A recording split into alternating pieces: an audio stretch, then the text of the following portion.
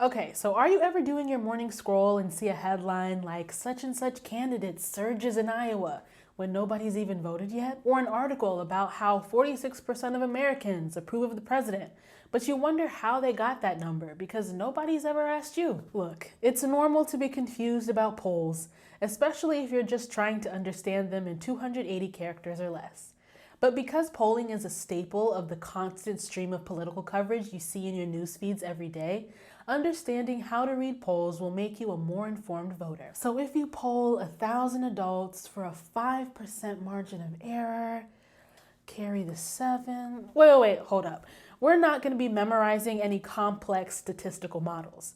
I'm just going to arm you with a set of questions to ask anytime you see a poll to get to the bottom of what the poll is really saying. I'm Evelyn from the internets. This is the MediaWise Voter Guide, and today we're talking about polls. So let's start from square one and talk about what a poll is, because it's more than just clicking a button on Twitter to tell your friends how many days into quarantine you ran out of snacks. The idea behind polls is that if we ask a few people out of a group what they think about an issue, we can get a pretty good idea of what everybody in that group thinks. But if we're trying to figure out what the entire country thinks, we can't just ask all the first-generation Black girls from Texas, although that sounds like a fun time. Add me to that group chat. Because my views based on my experiences might be different from your views based on your experiences. Instead, we need to get a random sample, which means everyone in the country has an equal chance of being selected to get the best sense for what you and I and everyone else thinks. And for most pollsters, the best way to get that random sample is to have a computer dial phone numbers at random until enough people answer and agree to participate in an interview. Usually that's about 500 to 1,000 people. But because not everyone answers their phones, it can take tens of thousands of calls to get the responses they need. Certain populations, like young people and people of color, are especially hard to reach, so they may need to weight the responses, which means comparing the demographics of the respondents to the demographics of the country using census data. If the pollster didn't get enough responses from young people or Latinx people or women or people without college degrees, they might weight the responses of certain populations more heavily, counting those responses more than once so that the sample isn't just random, it's also representative. To paraphrase how the Pew Research Center describes it, polling is sort of like if you're making dinner, you only need to taste a little spoonful to know how the whole dish tastes. But you've got to make sure you have a little of everything in that bite to understand how all of the flavors are coming together. So now that we know how polls are taken, let's talk about how to read them. Say you read a poll that says more Americans would prefer to vote for Beyonce for president than Donald Trump or Joe Biden. While I'm pretty sure the Constitution says you can't be the president and the queen at the same time, we want to figure out how to understand what the poll is really telling you. If you've seen every episode in this series, you might know by now that I've got a lot of questions. So many questions. But in this case, I've got some questions to help you think critically about polls. You'll want to ask yourself who made this poll, what their methodology was, and what other polls are saying. So who is behind the poll? A good poll will tell you who conducted it. Was it from a university or a reputable polling company you've seen cited in news articles? Great.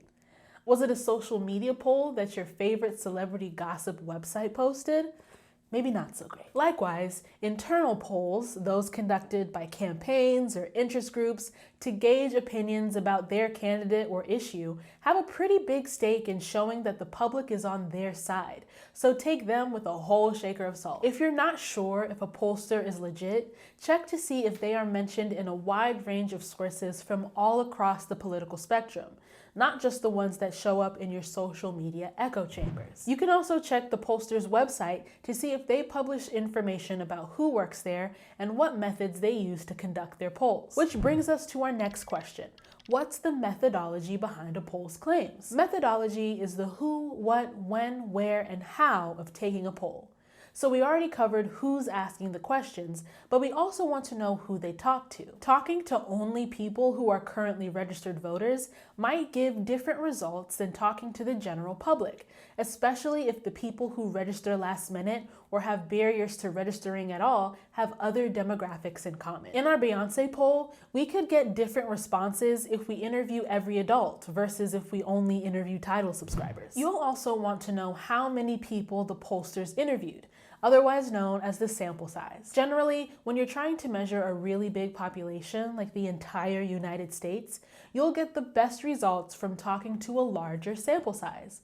So a poll that interviews 1,000 people will be more accurate than one that only talks to 300. We also want to know what questions pollsters are asking. The wording and order of polling questions can influence how people respond. So if I ask you a question like, are you in favor of the Affordable Care Act? Or are you in favor of limiting immigration? Or are you in favor of impeccable choreography? Before I ask if you'd vote for Trump, Biden, or Beyonce, your answer may be swayed by whatever issue I put in the front of your mind. For that reason, many pollsters will rotate the order of the questions they ask to limit how much question order affects responses. But question wording also matters, because we know that language like Medicare for all hits differently than socialized medicine. Campaigns and partisan media know that and exploit that. Pollsters shouldn't. Okay, let's move on to when the interviews happened. Polls are kind of like a snapshot of people's opinions during the time it was taken, but opinions can shift and change as time goes on. If the interviews happened the day after a debate or a party convention, one candidate might see a temporary bump in enthusiasm that levels out over time. Could B's approval ratings be spiking because she just dropped another surprise Netflix special? Please, we need this right now. Lastly, you should check how the poll was conducted. So look for things like how pollsters reached people. Did they only call landlines? That may tell you something about who got counted and who was left out. Like, do you know anyone your age who has their own landline? That's what I thought. So a poll that includes landlines and cell phones might be better at representing more of the population. Online polls also have a leg up in researching more people. But unlike dialing a randomly generated phone number, it's hard to conduct an online poll that gives every single person in the country an equal chance of getting selected. So you won't get a truly random sample. So there's pros and cons to each method, but you should know which pros and cons are baked into a specific poll when deciding how to interpret that information. One last piece of information you can check is how a poll was weighted. Like I said, some populations are harder to reach, so pollsters weight their responses more heavily so that they match the population. A good poll will weight their responses for age, gender, race, even the level of education someone completed. That's a major mistake many pollsters made in 2016, leaving education out of their models. Because, pollsters later found, college graduation is correlated with two important things: a tendency to vote Democrat and tendency to pick up the phone and answer polls. Many state polls in 2016 ended up oversampling people who had completed higher education, and as a result, may have counted a higher percentage of Democrats than exist in the US population. If pollsters don't wait for all of these demographic influences, that can increase their margin of error. That's a term you may have heard tossed around in the news a lot, so let's pause and talk about what it means. Once pollsters have conducted lots of interviews and weighted the responses to match the population, the pollsters may publish their results with a 95% degree of confidence, leaving 5% of room for the results to be off, because they couldn't actually talk to every adult in the country, and that some of the adults they did talk to may have been led to one response by their question design, or even lied about what they truly believe because their real belief is seen as less socially desirable. Like admitting that they're not registered to vote, for example. That wiggle room is the margin of error. So if a poll concludes that 65% of Americans love Beyonce by asking 1,000 people with a 5% margin of error, we can assume that if we actually had the chance to ask everybody, the real result would be anywhere from 60 to 70% of people saying they're part of the Beehive. That margin of error can increase though, if the pollsters talk to fewer people, or if their sample isn't representative of the whole population, or even if you start pulling apart the poll to look at a specific demographic. So you know when the media takes a poll that says 65% of Americans wish they could be the fan that blows back the immaculate sewing on Beyonce's head, and says that among women respondents, that number was actually 75%? Stop. No, we're not doing that. Because when you break down a poll to only look at a subset of the responses, you're decreasing the sample size and increasing the margin of error, which makes those results less reliable than looking at the respondents as a whole. And that's a mistake that we see a lot in reporting about polls. Another one, not explaining probabilities. That was a major problem in 2016. You know, when polls showed that Hillary Clinton had a 60 to 70% chance of winning the election, that doesn't mean that 70% of voters were voting for her. It means that if we ran a simulation of the election 100 times, she would have won in 70 of them, but she would have lost in 30. Her losing doesn't mean the pollsters were wrong. It just means that one of the less likely outcomes was the actual outcome. Polls aren't meant to predict the results of an election. They're just meant to capture the sentiment of the electorate at a particular point in time. That's why you've got to get all the way to our third question. What are other polls saying? A poll is just a snapshot of an opinion, right? So you take one snapshot and combine it with another snapshot, and suddenly you've got a pretty big picture. So make sure you look at lots of polls, not just the one that your echo chamber is lifting up, and not even the one that's making the most headlines. Because sometimes the media can grab an outlier poll, one that's showing vastly different results than other polls, and run with it because it's shocking and different. But amplifying an outlier can make it seem a lot more meaningful than it actually is.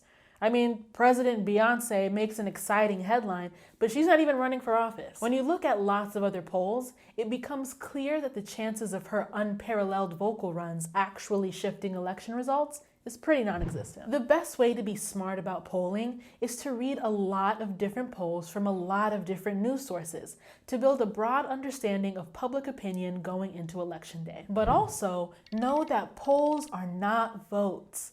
They're just attempts to measure our opinions at a single point in time. So regardless of whether your candidate is up or down in the polls, none of it means anything until people cast their ballots. Remember that our beliefs and your values are part of the picture that pollsters are trying to piece together, and it's up to you to turn them into reality. The MediaWise Voter Project, MVP for short, is led by the Poynter Institute. That's a journalism teaching nonprofit. Complexly, the creator of this video, is a partner on MVP. The MediaWise Voter Project is supported by Facebook.